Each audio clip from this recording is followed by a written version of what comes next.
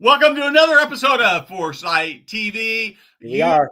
It always starts really weird, right? So one of the two things happens is we have this long, like 20-second delay where everybody's sort of waiting and it's silent. And then, or otherwise, in this case, it's Jada who's producing behind the scenes. She started this conversation about TikTok going away just as we were getting ready to go on the air. And so we had to shut everything off. Probably that'll be another discussion. I've got my good friend, Dennis McIntee. Before we get started, I just want to say thanks so much for watching Foresight TV. I know that Foresight's not the place for everyone, but if you are in senior living and you are committed to creating great experiences for residents, team members, and family members, this is the place to be. It breaks my heart, Dennis, but I'm actually have come to realize that not everybody is committed to doing that. So I'm glad you're here. I would love to hear from you about what you're doing to improve the lives of residents and team members. Maybe even would love to have you on Foresight TV or Tech Tuesday to talk about what you're doing. And if you've got things you think we ought to be talking about, or I guess things we shouldn't be talking about, we'd love to hear about that too, because we just want to be serving you. In addition to Foresight TV, we do all sorts of great leadership content. We've got LinkedIn posts. We've got the Foresight podcast. We've got Tech Tuesday. But the most impactful thing we do is the Foresight website, where we publish new leadership content every day. It's free. It's easy to subscribe to. All you have to do is scan that barcode that's up there right now or follow the link in the comments. Put your email in and you are good to go. You will get things that will help you lead better in your organization. Finally, I just want to say I appreciate your passion for our industry and for the people that you and we serve. So with that, let's get started.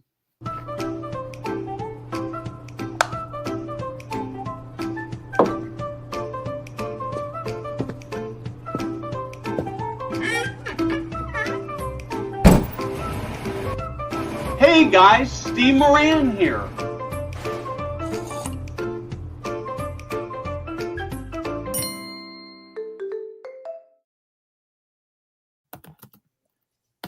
Dennis, welcome. It's really fun and in real life as well as this, and so it makes it sort of more exciting. Let's actually start by talking a little bit about what you do, what you're passionate about. Well, I think if anything, really serving, team members that serve residents and leaders that serve residents. And I am really a proponent, Steve, in creative, collaborative, confident teams, right? These self-directed teams that really take the responsibility to create great experiences for members and families. So everything I do just sort of revolves around that. And I love how you start about creating great experiences, right? Because it's all about the experience, right? People believe in experience, not the words you say. And that's exactly right. Yeah, and one of the things I would say is that one of the most I did a LinkedIn post. And I want to be very careful. I'm not going to talk about specifically what it is, but I did a LinkedIn post a couple months ago, where the responses from the senior living industry shocked me. Many of them, not all of them. And because I asked this question and the answer was, well, the regulations say. And I look at, and as I looked at this particular question, and I didn't mention the regulations, I'm thinking it doesn't matter what the regulations say. What's the right thing to do? But the right thing to do was being defined by many people as whatever the regulation said, that was the right thing to do. Well, isn't it true, Steve? It's almost where I like this I don't like this idea of thinking outside the box. And I know it's a very popular saying. People say we got to think outside the box, right? Well, the problem is, Steve, is when we talk about that, everybody just complains about the box, right? So you think about maybe as times like regulations are there's certain boxes. In a fantastic question, I always like sort of to get myself creative, because when I say, oh, the regulations say this, in a little sense, I'm kind of justifying and complaining and sort of playing the victim.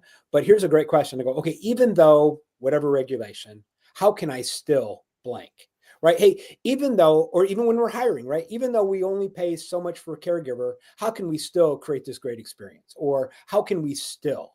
and almost taking these regulations or these rules sometimes in the boundaries and go, hey, even though this is a boundary, how could we still blank?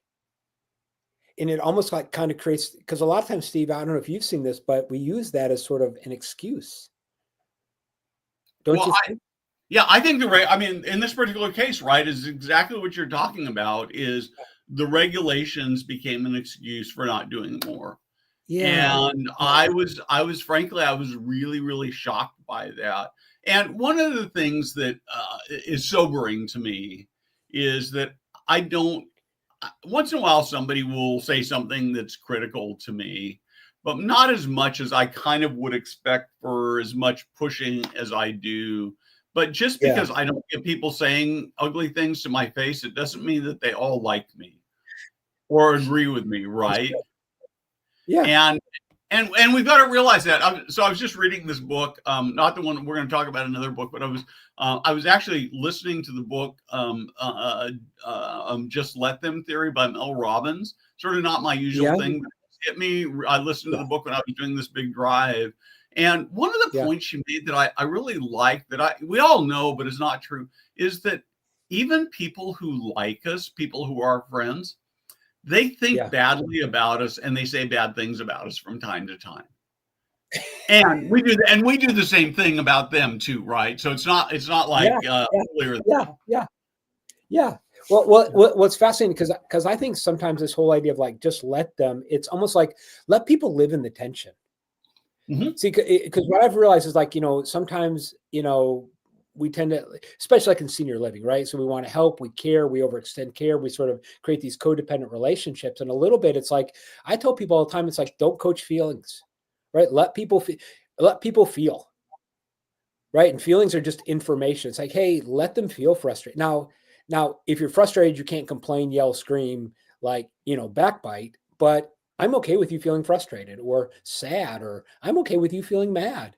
Hey, I feel mad. I'm not okay with you screaming, yelling, certain behaviors, but as far as like, just let them, yeah, just let them have their feelings. So I'm reading this book. I'm gonna have to do a little storytelling to set the stage. So Okay. before the pandemic, I was at a conference, and this woman by the name of Kim Scott got up and talked, and she'd Uh-huh. written a book called Radical Candor. And Yeah. I introduced myself and I chatted, and I think I had her on a live stream. I can't remember. But then during the early days of the of the pandemic, when nobody knew what they were doing, we did this 1 week long virtual conference, and she came Yeah. and she spoke. And so I have a very friendly relationship with her. And her big idea is that if you really respect people, then you've got to be willing to confront, address hard questions rather than just play nice. And I Yeah. sort of buy it as a theory, but it's really hard. And it kind of goes against this current leadership thinking that you praise in public and criticize in private.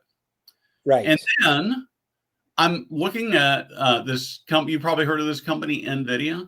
Yeah. Yeah. Everybody's heard of it. That's got the Yeah. stock Yeah. prices just, Yep. shot through the roof, right? Yep. And they go back and forth as being, I don't think right now, but at one point in time, they were actually more valuable than Apple Computer was.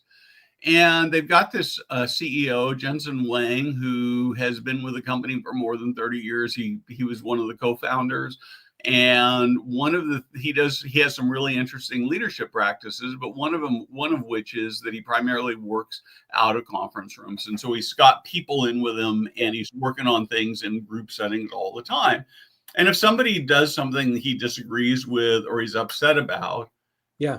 he takes them on in public, and everybody watches them. And he says, Yeah. "You got this wrong. Here's what you're doing wrong. Here's what you need to do to get it right."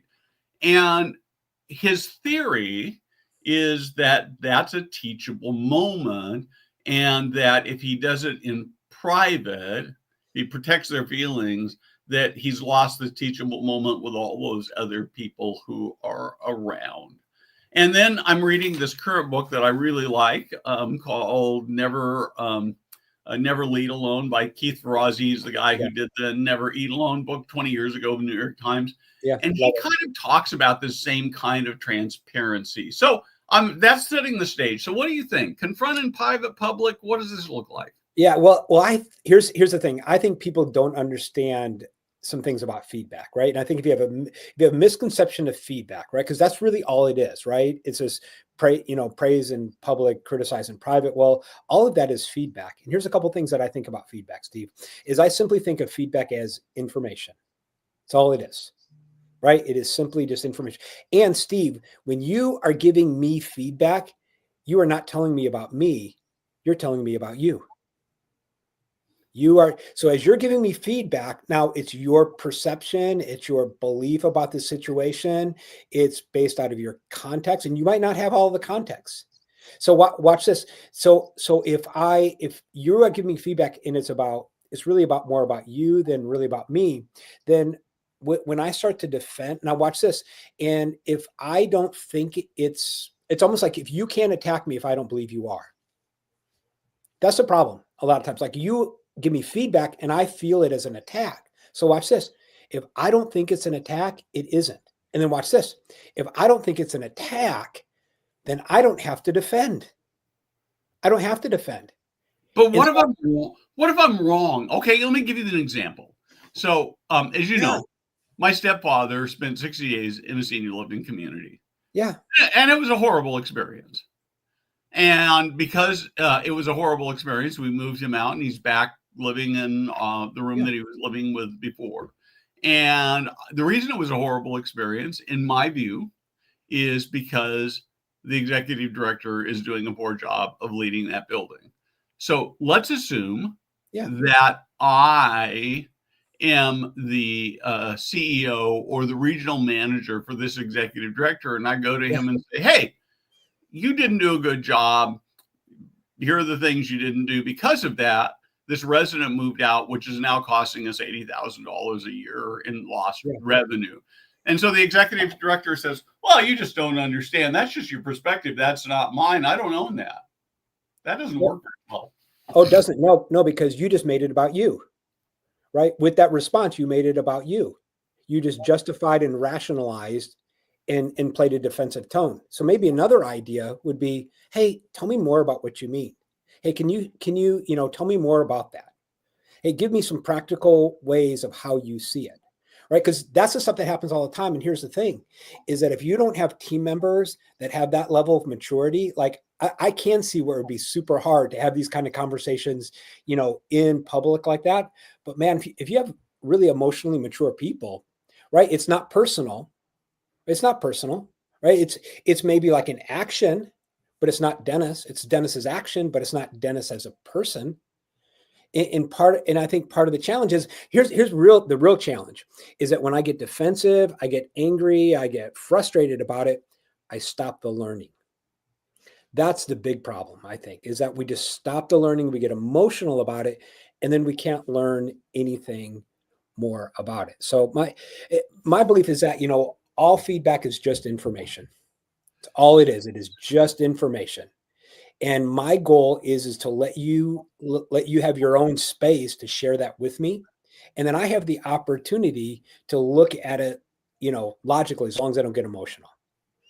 So if I'm a leader and I've got somebody who I know is No, Steve, just so you understand, we're talking about samurai people skills right now. You know what I'm saying? I mean, we are talking about let's just be honest. I still have a tough time when I'm talking to my wife, like living this out, right? She says, yeah. It triggers me, and I'm like, right. So this is samurai level, but you can get there. Well, but and it is samurai level, but this is real stuff that everybody deals with, right? Yeah. I had a leader on Foresight TV a few weeks ago, and a CEO, and one of the things that she was talking about that is really stuck in my mind, I don't have a good answer for it. She says one of the biggest challenges she faces with her teams is they're just kind of ready to be offended and to sue, to file complaints and grievances, and their HR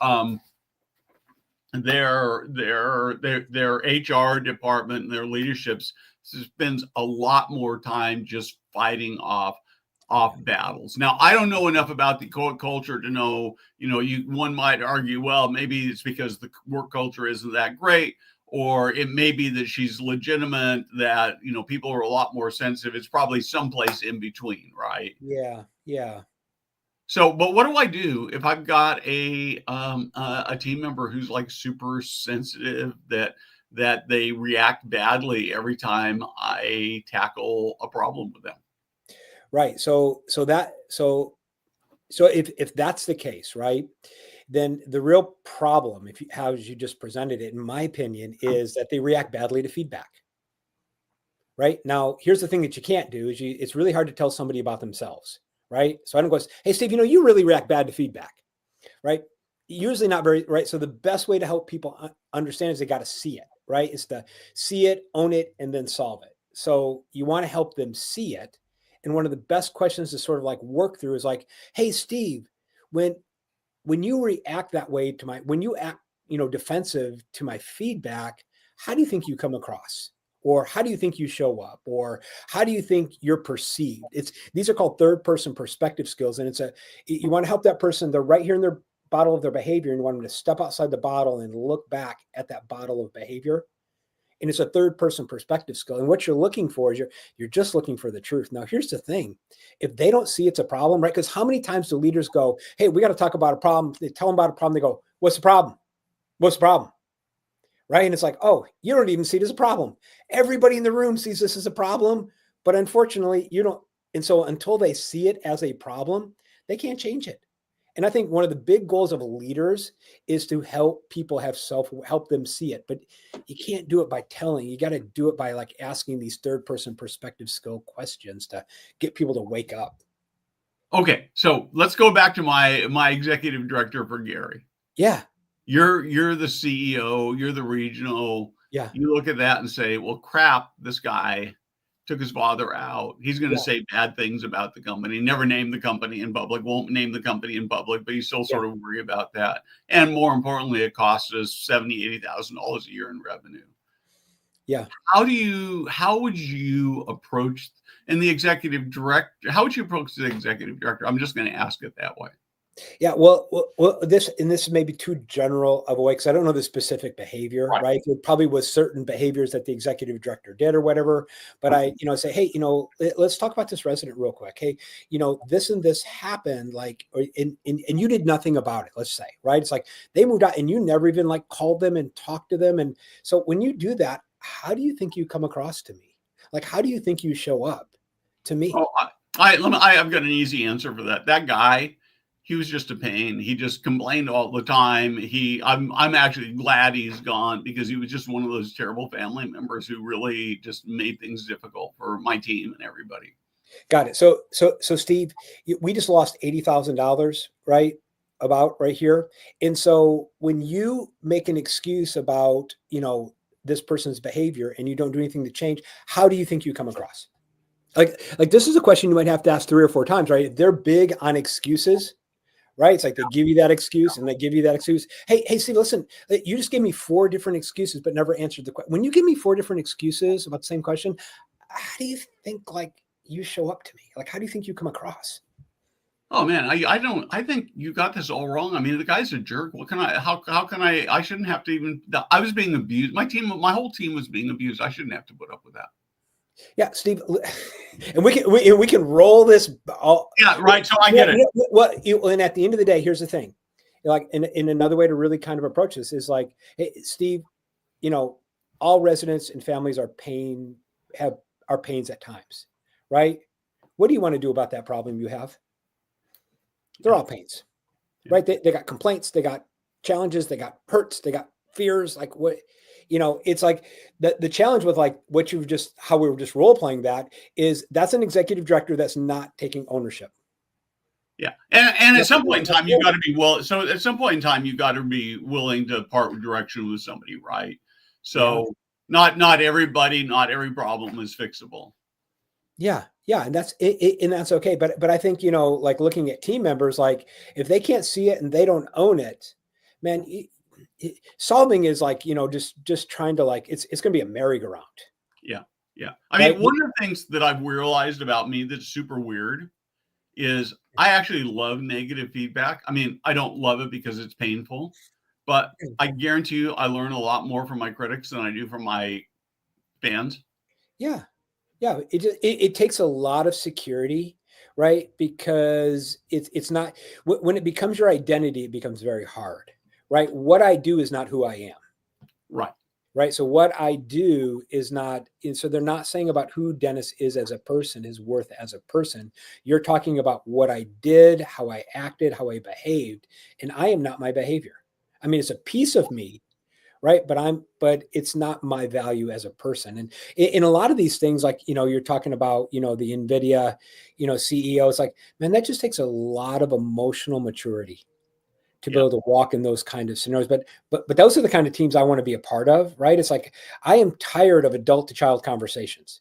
You know Yeah. what I mean? And I'm tired of people acting like children, and then we treat them like children. It's like, man, I just want adult to adult conversations where I own my stuff, you own your stuff, and we can have a discussion and really get clarity. Okay, I've got two more things I absolutely agree with that. I've got two more things I want to talk to you about in terms of that I'm really rethinking. Okay, yeah, I'd be fascinated to know. Okay, here's the first one. Okay. As I've looked at this this executive director, he's taught me so much and he's given me so much to write about. As terrible it Yeah. is, I'm Yeah. really, really grateful for all the lessons that I've been able to take and share with my audience. But I I have believed until a week ago that his fundamental, you can either overarching or foundational problem is that he does not have a clear picture of what could be in his community. Hmm. And so what he's doing is he's working through a list of, if you will, checklist of things he's got to do every day, staffing and all the stuff that the corporation requires, the Yeah. regulations require. Yeah. So again, coming back to this Never Lead Alone book, this actually came out of a podcast that he did with Guy Kawasaki. One of the things he said that I found really fascinating is that he believes that in current leadership thinking today, there's a huge amount of over-indexing on things like mission and big picture vision. And he believes that if you just take, in particular, his steps, but whatever system you're using and you work the process, Yeah. that the mission stuff will take care of itself and you don't really need that. And so sort of a fake it until you make it. What do you think? Yeah, I love it, right? Because people change in a process, right? They don't change in an event. It goes back to a little bit about, and sometimes like that mission vision tends to be just sort of event driven, but it's the daily, day-to-day practice, right? It's these like day-to-day habits, living out. I mean, don't you have that same problem in any area of your life you're trying to change, Steve? It's like, man, it's this daily stuff, right? It's like, I got this goal, I got this mission, I got this vision for it, but it's like, how do I apply it today, every day? How do I practically, play it out? And I think like people are really wanting the practical.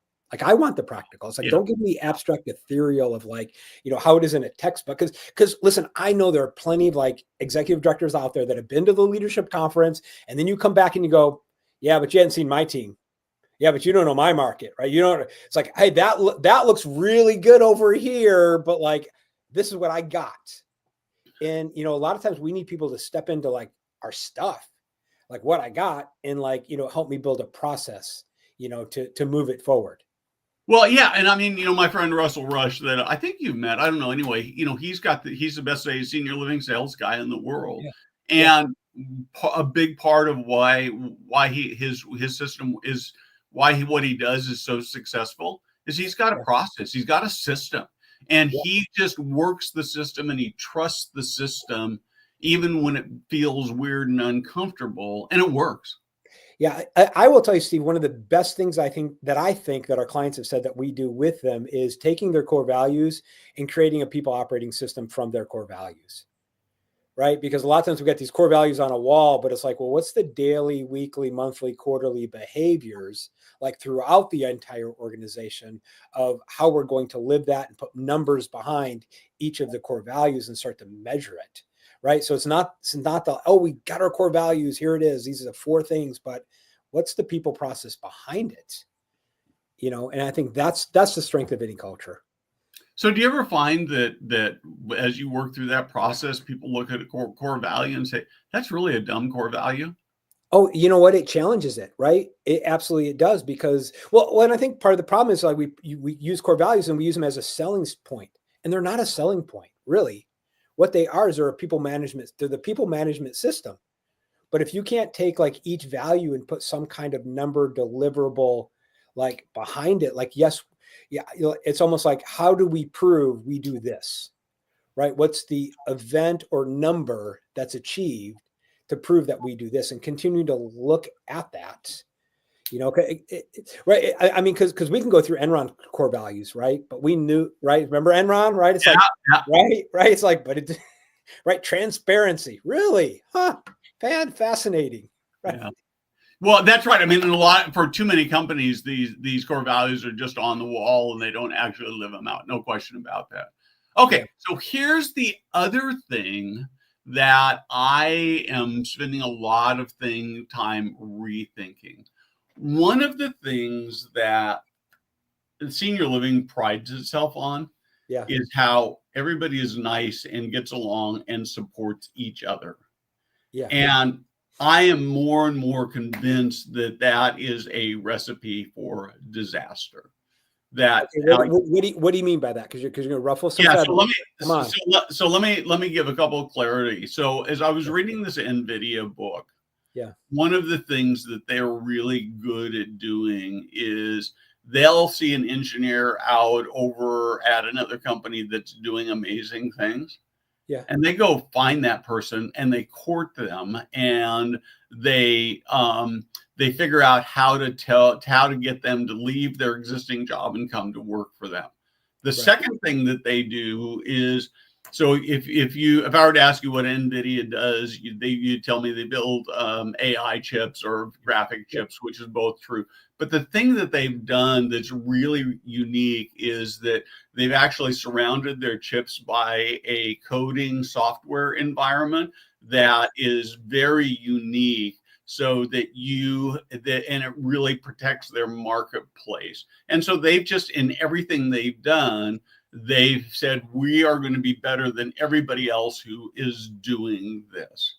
And they know that in doing that, they might be putting other people out of business. And frankly, they don't care. It's not quite the same, obviously, with senior living, since you're only selling in a local marketplace and there are going to be multiple needs. But I just think that, I don't know that I see anybody. If you and I were going to go start a senior living company and we found a building to buy, you know what I'd do? I'd want to do, if you'd let me, if you're as my partner, I'd want to go out and figure out who the best executive director is in that marketplace, and then figure out whatever I had to do to hire them away from where they're working and get them to come from work for me. And that's sort of not how we see ourselves. What do you think?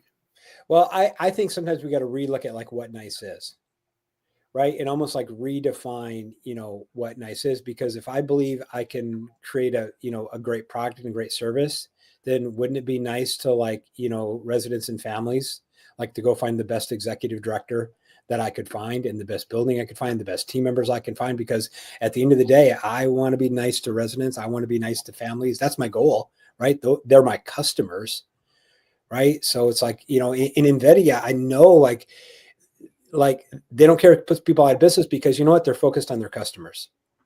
And I think if we focus on our customers, not our competitors, right? Because I'm a big proponent of my competitors become my collaborators. If we have the same customer, right? As long as we keep it focused on the customer, my competitors actually can become my collaborators. But I think we just got to relook at like what nice is. Okay, so I'm going to push on you a little bit. So I like most of what you said, but I want to take the last part and I want to push on it a little bit. Yeah. You've got Brookdale. I don't think this would ever happen, but we're going to use Brookdale as an example because this would be fun. And Brookdale comes to you, and they come to, I don't know, my other good friends in East Boudreaux, and says, I'm going to pick one of you to come out and transform my company. And so one of you is going to win this $5 million contract, and the other one's going to get squat. What do you do in that situation? I mean, that would be very competitive, and of course, it would be really hard because Denise is also a friend of yours, I know, and yet you kind of got to compete as hard as you can, right? But ethically. Yeah, So, but there's one thing I think if so like in that situation, right? There's something that Denise does unique that she can do better than anybody else. I could never yep, touch it. yep, And there's something that I do unique that Denise could never do. that's absolutely true. And the question really back to Brookdale, so or whoever is like, well, what's the uniqueness you need at this point? And whatever that uniqueness is. Now, here's where it gets really fun is I'm a real big proponent of you got a uniqueness, I got a uniqueness. Let's combine these uniquenesses and create a third project or entity, right? It's like, hey, let's take 3 or 4 uniquenesses and like put them together and then go create something like totally brand new that neither of us could do on our own.